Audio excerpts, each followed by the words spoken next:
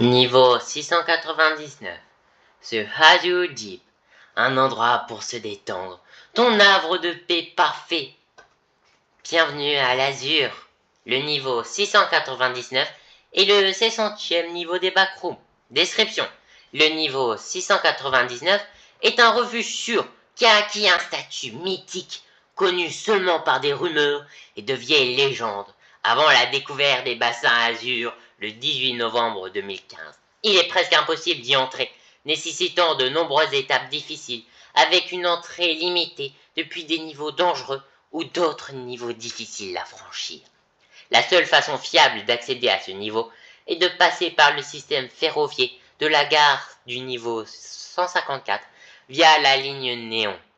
Le mobilier du niveau 699, qui comprend chaises, tables, bars, distributeurs automatiques et autres objets, donne l'impression qu'il s'agit d'un vaste complexe de piscines d'intérieur. Bien que l'ensemble du niveau soit construit de manière contemporaine, plusieurs parties sont inachevées et usées. Le niveau est divisé en 3 zones. Ils sont tous fusionnés et interconnectés, ce qui pousse certains à croire qu'il s'agissait autrefois de 3 niveaux distincts. Comme ces décors ont été si soigneusement fusionnés, il n'est pas tout à fait correct de qualifier ces parties de niveau de zone. Selon la zone, le sol peut varier, mais il est généralement composé de carreaux de piscine, de gros carreaux blancs en béton, de planches de bois ou de moquettes grises. Les quelques petites lumières LED multicolores qui émettent principalement une lumière bleu vive, mais existent aussi dans d'autres couleurs, notamment le violet et le vert néon, produisent cette lumière sombre et feutrée. Les fenêtres sont disséminées dans tout le complexe, mais elles ne montrent qu'un abîme noir comme la nuit, avec des étincelles lavantes éparses, censées représenter des étoiles. Même les instruments les plus sophistiqués ne causent que des dégâts minimes aux fenêtres, car ils sont fabriqués dans un matériau plusieurs fois plus résistant que le diamant. Bien que l'épaisseur du matériau varie, il sera toujours incroyablement résistant. Les éclaboussures et le flot régulier de l'eau et le bourdonnement discret et doux des néons sont les seuls sons entendus, à part les pas du vagabond. Les bassins de ce niveau sont faits d'une substance comme de l'eau d'amande. Contrairement à l'eau d'amande classique, ce liquide dégage fréquemment une odeur distincte de chlore, même si aucun chlore n'a jamais été trouvé dans les piscines. De plus, l'eau semble se nettoyer régulièrement, ce qui la rend relativement sûre à boire. Les jacuzzis et piscines, allant jusqu'à la taille olympique, peuvent être considérés comme tels, mais la majorité n'ont qu'une taille de piscine classique de jardin. Même si la majorité des bassins sont petits, certains peuvent atteindre des profondeurs d'environ 15 mètres. Bien que cela n'ait pas été confirmé, il semble que certains bassins puissent aller beaucoup plus profondément, mais cela pourrait n'être qu'une illusion.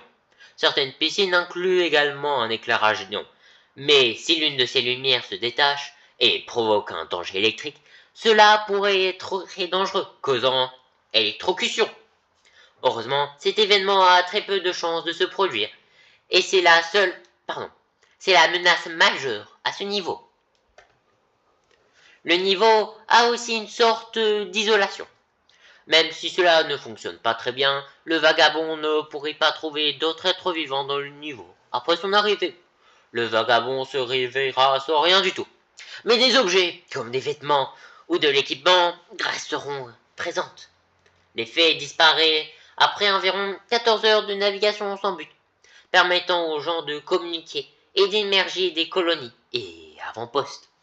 Si le vagabond entre avec une autre personne, ils pourront toujours interagir entre eux, mais personne d'autre ne pourrait le faire si l'effet est toujours actif. Les 3 zones. Les Azure Title. Azure Title. Les carreaux d'azur sont les types de pièces les plus répandus dans le niveau. Il est composé de nombreux complexes de piscines couvertes et passages sinueux et inondés.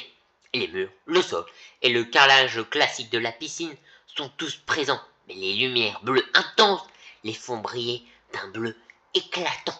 Rarement, certains endroits n'ont aucun carrelage mural, remplacé par un revêtement métallique lisse peint en doré. Bien qu'il puisse se terminer par des impasses, de petits escaliers en béton avec des rampes métalliques froides sont fréquemment reliés aux pièces adjacentes.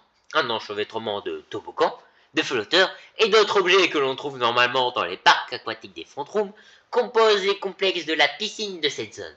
Les lumières bleues et indigo mentionnées précédemment sont les seules sources de lumière présentes ici, avec pratiquement aucun accès à la nourriture ou au logement. Ce secteur est aussi l'un des plus pauvres en ressources.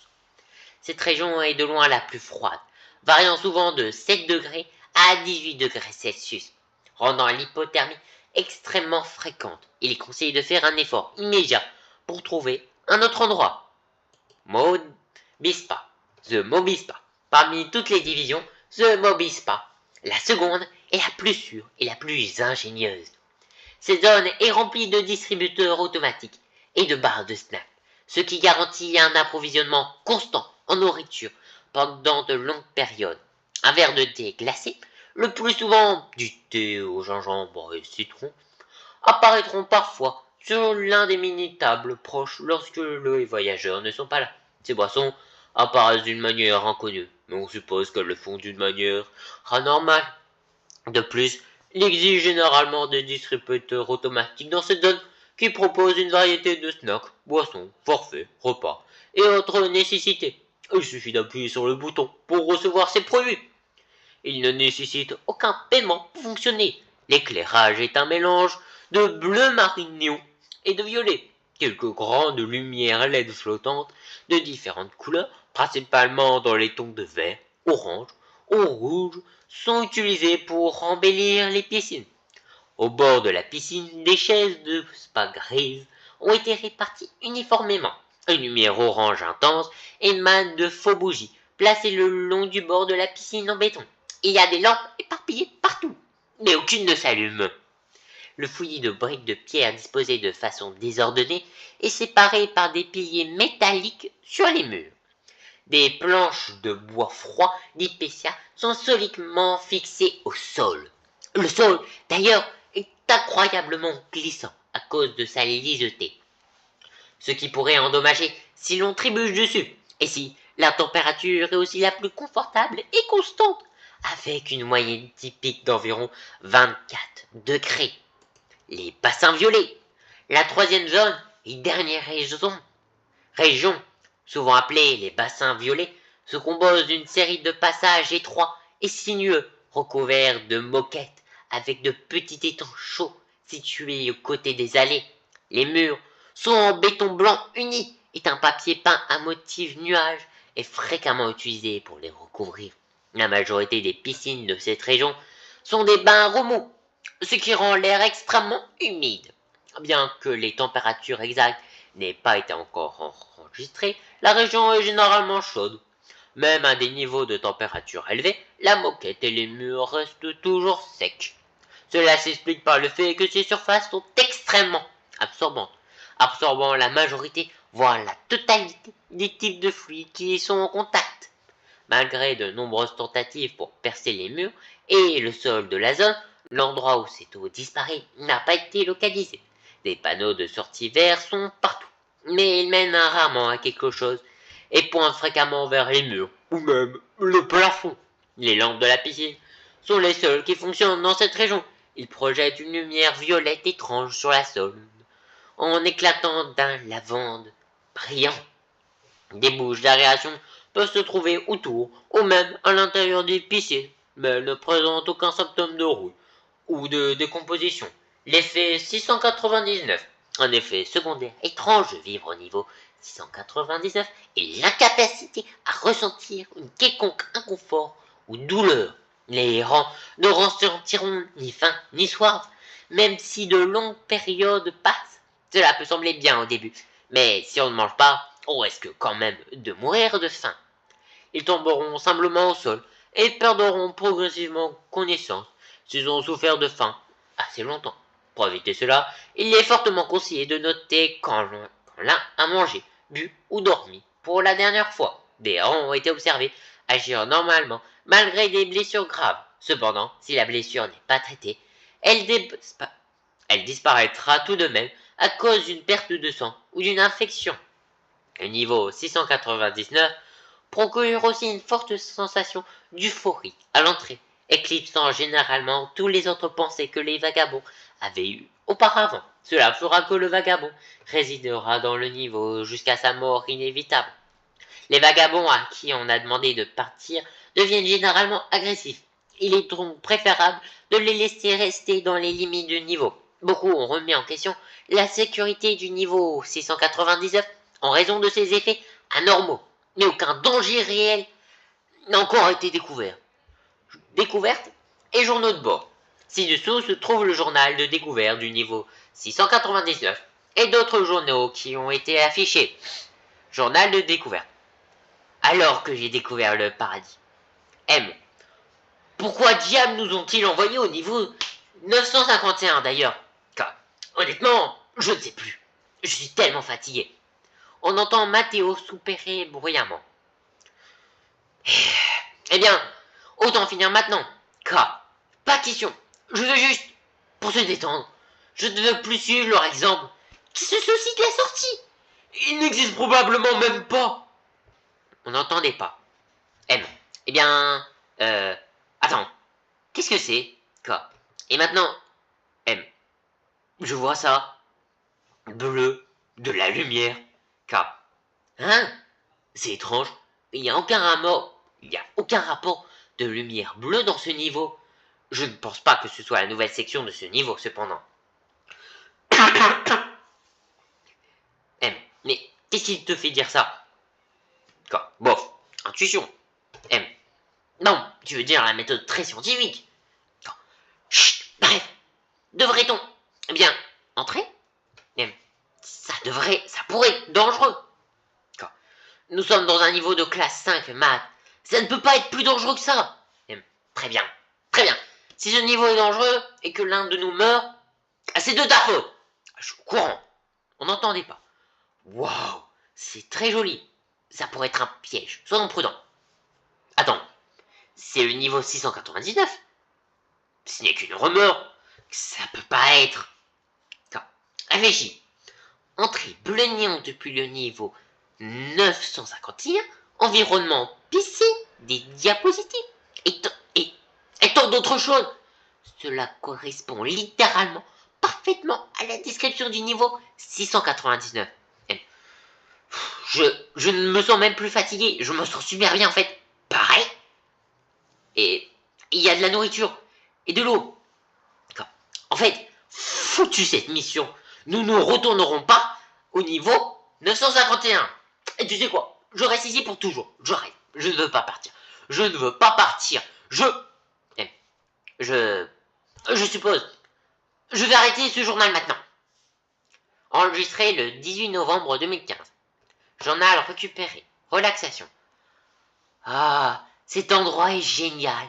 Il y a de la nourriture, de l'eau, un abri. Je ne suis même pas senti fatigué une seule fois depuis mon arrivée. J'ai décidé de rester ici jusqu'à ma mort. Mathéo n'a pas survécu. Si je devrais deviner, ce serait parce que le niveau te fait sentir bien. Mais en réalité, tu es encore fatigué. Ou tu es déshydraté à mort. Bref. À tous ceux qui ont dit ça ne durera pas éternellement ou il faut trouver une sortie, à eux je leur dirais je m'en fiche maintenant. Je m'en fous. Ce n'est pas comme si Harry ne me manquait, ou Melissa, ou Kevin. C'est juste que je suis tellement fatigué. J'ai vu des trucs, j'ai vu des choses au-delà de toute compréhension. Tout ça dans la poursuite stupide d'une sortie. Plus j'y pense. Pourquoi cette chambre de torture sans fin aurait-elle une sortie de toute façon? De toute façon, ce ne sont probablement que des mensonges. Un mensonge stupide pour donner à ces morceaux d'assoiffés de pouvoir la main d'œuvre dont ils ont besoin. Et ils présentaient sortie, évasion, comme une promesse de nous faire tous courir après eux. Nous sommes tous fait voir. Et au final, je m'en fiche. Je suis épuisé. Je m'en sens super bien ici. C'est super. Je veux rester ici pour toujours. C'est presque addictif.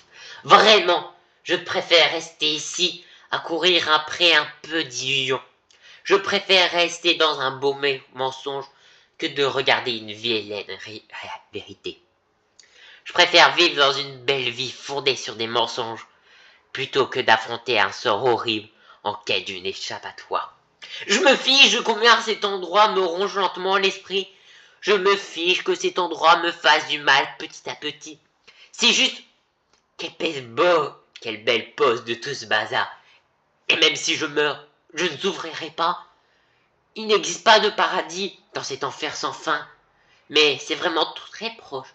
Et après tout, nous voulons tous goûter un peu de paradis, n'est-ce pas? Kimastia, 25 novembre 2015. Entité. Ce niveau est dépourvu de toute entité. Colonie. Avant-poste. Astia. Dirigé par Kim Atasia. 33 membres. Amical. Sauf si on lui demande de déménager à un autre niveau. Situé dans le Mobispa. Abondant en ressources. Entrée et sortie.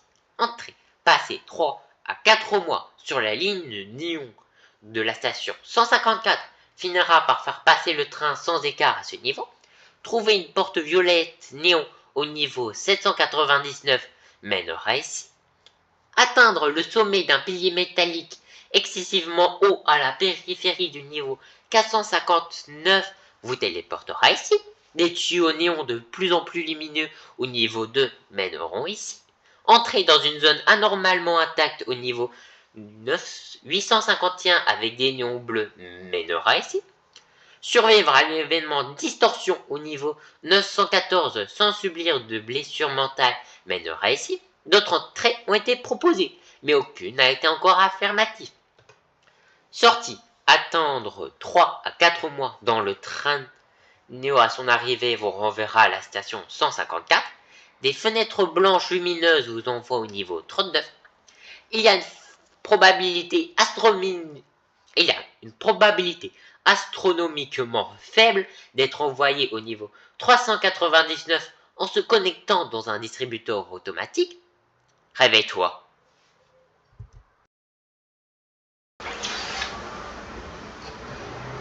Yo, là vous allez vous demander, mais attends, pourquoi Backrings continue sa vidéo? Il a fini de lire. Normalement, les vidéos de débat sur les backrooms finissent quand il a fini de lire le niveau. Eh bien, figurez-vous que j'ai une nouvelle idée. Je pense que pour cette vidéo et pour les prochaines, je vais donner mon avis personnel sur ce niveau. Bien évidemment, ça reste un avis personnel, disons purement basé sur mon ressenti et ma lecture du niveau.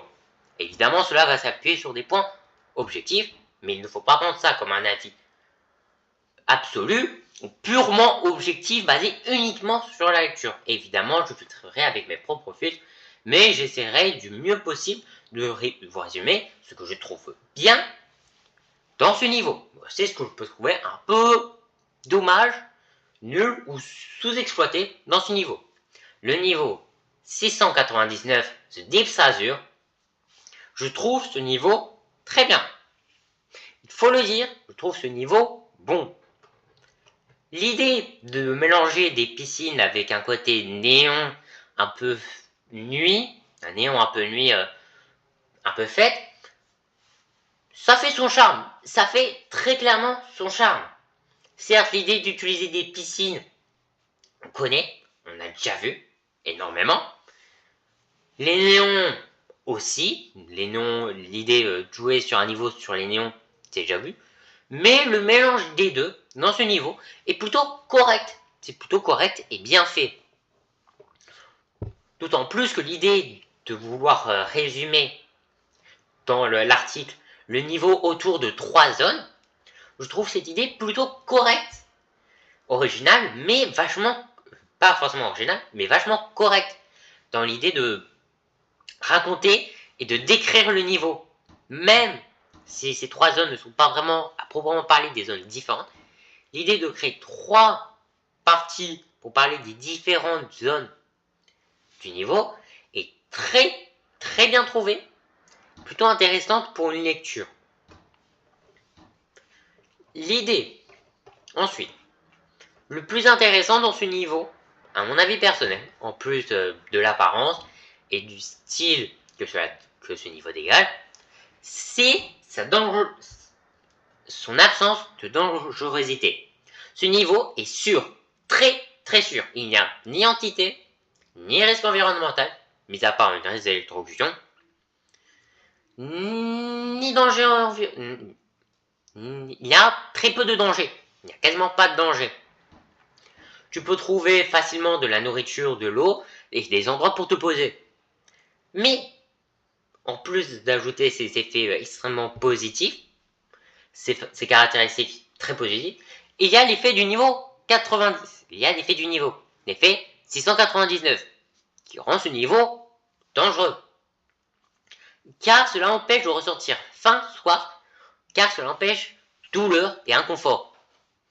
Concrètement parlant, ça peut te faire mourir de faim et de déshydratation sans t'en rendre compte. Cependant, il est extrêmement facile de contrer ça si on en a conscience. Donc l'effet du niveau 699 a plutôt l'effet d'une sorte de petite bombe à retardement, d'autant plus que cela ajoute à une forte sensation d'euphorie, entraînant généralement les vagabonds à rester dans le niveau. Cette euphorie que le niveau dégage fait que les vagabonds ne veulent pas sortir du niveau.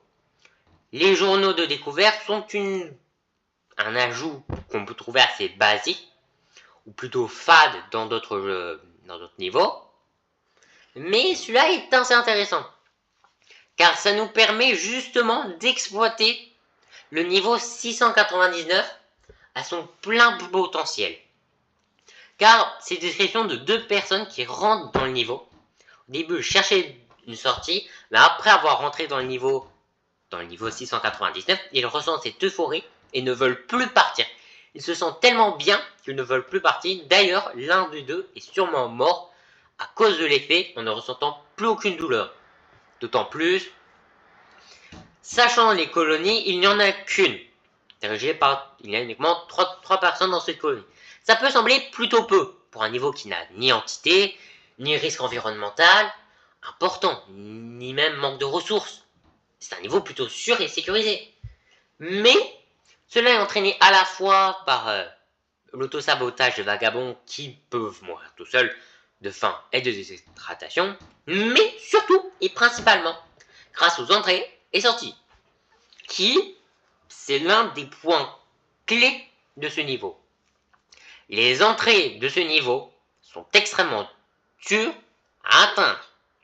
Cela explique pourquoi il y a peu, voire très peu de vagabonds qui vont à ce niveau, qui atteignent ce niveau.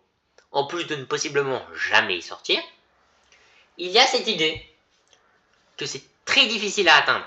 Donc, peu de personnes y iront. Ce qui, par ailleurs, permet de rajouter de la cohérence à ce niveau et aux autres niveaux. Ce niveau-là n'est pas le niveau central, ni même le niveau où tout le monde, suffit que tout le monde y va, car c'est dur à atteindre. C'est également une sorte de mythe. Presque peu de personnes savent réellement que ce niveau est réel. Donc c'est un niveau peu peuplé, très peu peuplé même. Cela permet de rajouter de la cohérence. Donc je trouve ce niveau plutôt bien. Pour les raisons de l'esthétique du niveau est assez correcte. L'effet du niveau 699 ajoute vraiment un côté de risque assez positif. C'est un niveau assez sûr, très sûr, qui pour moi je trouve les niveaux sûrs, mais dégageant une certaine atmosphère due à l'environnement, j'aime ça. Et d'autant plus la cohérence grâce aux entrées très dures à atteindre. C'est un niveau cohérent, joli dans le... C'est un niveau avec une bonne atmosphère et cohérent. C'est généralement ce qu'on peut demander d'un niveau des backrooms. Donc c'était mon avis sur le niveau 699, ce Deep Sage jeu. J'espère que ce niveau vous a plu, ainsi que mon avis personnel. C'était Backrams. Bye.